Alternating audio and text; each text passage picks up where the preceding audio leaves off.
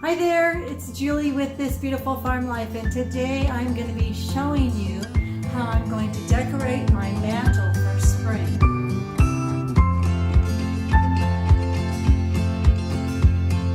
I love to garden, and so I thought it'd be fun to do a little garden vignette up on my mantle and make a little display with all my favorite gardening things. But I have been asked quite a few times lately, since I post a lot of little trays full of decor and things, what is my method for doing this? How do I set it up? What do I decide to put on or not? And so I thought I would just kind of walk you through my methods of how I set up a display and what I am thinking when I'm doing it, so you can replicate it. And this is just something I've done over time. I have no training, so this is just what I've acquired over the years as I've played with things and watched and looked at other people's displays that I really like, and this is what I've come up with. So I have a 7-step process. I kind of went through this in a post that I did last November for fall with the pumpkin. It's on my blog. It's just called a fall table centerpiece or something like that. I'll link it below. So I'm just going to go through my 7-step process and how I do this. So for this setup, I chose to put one of my vintage windows up here with the green and the leaded glass pieces. It just reminded me of a garden vent, so I thought that would be the perfect backdrop for my display, but it was kind of long and low when I just leaned it on the mantle. So I just used some old books to prop it up there to get a little bit more height out of it, and when we get all done, those books are just going to become part of the display. So the first step in any display that I build is the foundation, and so for me that is usually a tray or a basket or something that I set the display on. And I don't always use those. If it's on a shelf in a hutch, I don't always use a tray, but on a table or a countertop or somewhere like that, I oftentimes use a tray or a basket, and that just seems to confine what some people would call chaos. So we have a lot of items that we're going to use to display, but if we put them all together on a tray in a nice orderly way, then the rest of the table or the countertop is clear, so it still has a very clean feel because there's a clean edge to the tray or the basket. It's not spilling all over the place. So in this case, because I have it on a mantle, my mantle is my foundation piece, and of course my little window back there is a piece of that, kind of gives some parameters to the space with which we're going to decorate. So the second thing that you want to do is find your primary focus piece, and so that is the one that is usually larger. It's going to set the theme and the mood for your display. It's the one that everybody's eye is going to go to first when they look at your table display or your mantle display. So think about that when you're putting it together. Pick your primary piece, and then from there all the pieces seem to come together pretty well. So for my display, my primary piece is my old vintage water can, and I don't have a lot of room on my mantle. It just barely fits up there, but we're going to roll with it and we'll see how that looks.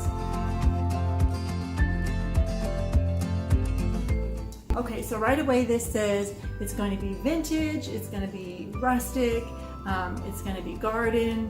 So this just sets the tone for the whole thing, and everything from here on out is going to build on that piece. So now we're going to put in what we would call secondary pieces that are smaller pieces but are key to the display. So in this case I'm using some vintage garden tools. I have a white pitcher and I have some clay pots. So this is just going to fill in some of the background here. So let me just play with these for a minute and see what we can do.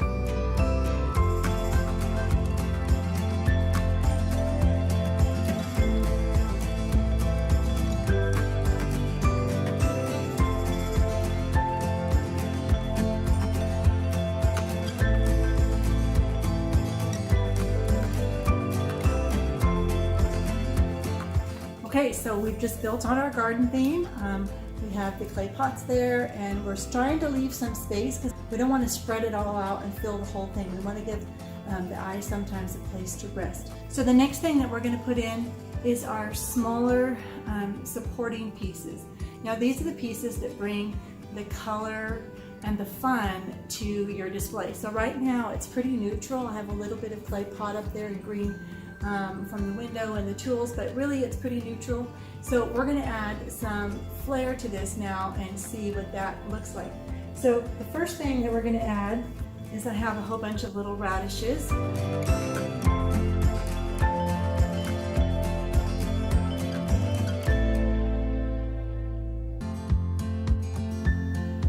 Okay, so we just want those little radishes to be falling out of the pot and give it some little color right there. I also have some little wool felt carrots that I made up with some scraps of wool felt. The carrots set off the color of the terracotta pot, so we don't want to put them right next to the terracotta pot. We're going to bring them down to this end and bring some of that orangey color down to the other end of the display.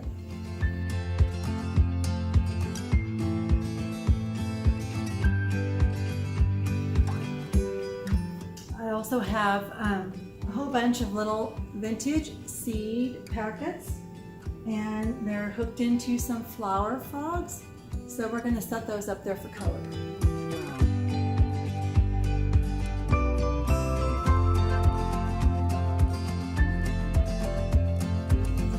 And then I have a little garland of flower and vegetable seed packets that I'm going to hang from the mantle.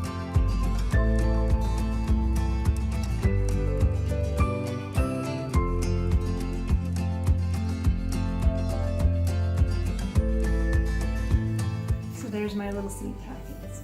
So now I have most of the key players in place. Then we need to do some filler. In this case, filler is some flowers that I have, some spring looking flowers. And so I'm going to put those in the little white ironstone pitcher on this end.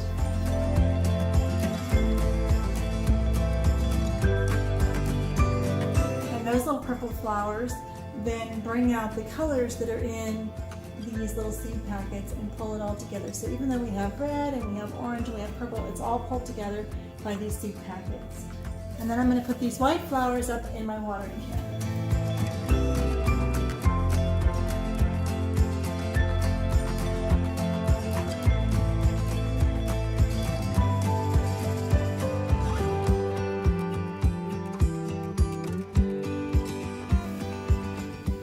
And that is the filler that's going to soften it. Now, the radishes right here have little green leaves on them, so that's a softening effect. And the little carrots are kind of a softening effect, so they would kind of also act as filler in this case in my display. I have one more little seed packet. Okay, so the next item is actually a really important piece, and I saved a spot for this. And you could put this in second if you didn't want to save it till the end. But this is the piece that I always say is the changing piece. So in my fall display, my primary piece, my secondary piece, my supporting accent pieces, and my fillers were all seasonless items. They didn't have to be for one season or another.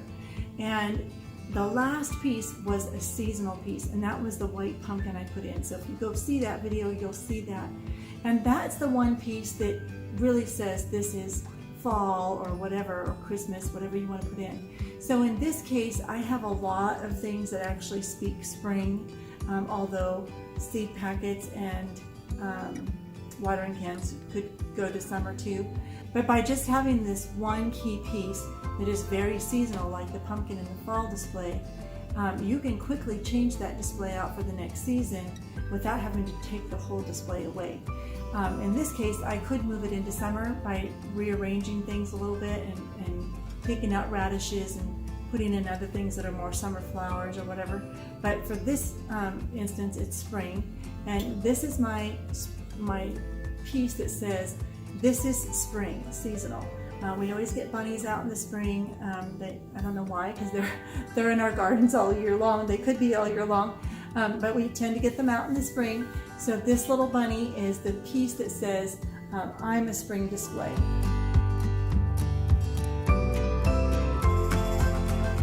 Okay, so we're going to put our little carrots up there by the button. The last thing is little supporting pieces. And in this case, our supporting pieces are literally the books. They're supporting everything up there.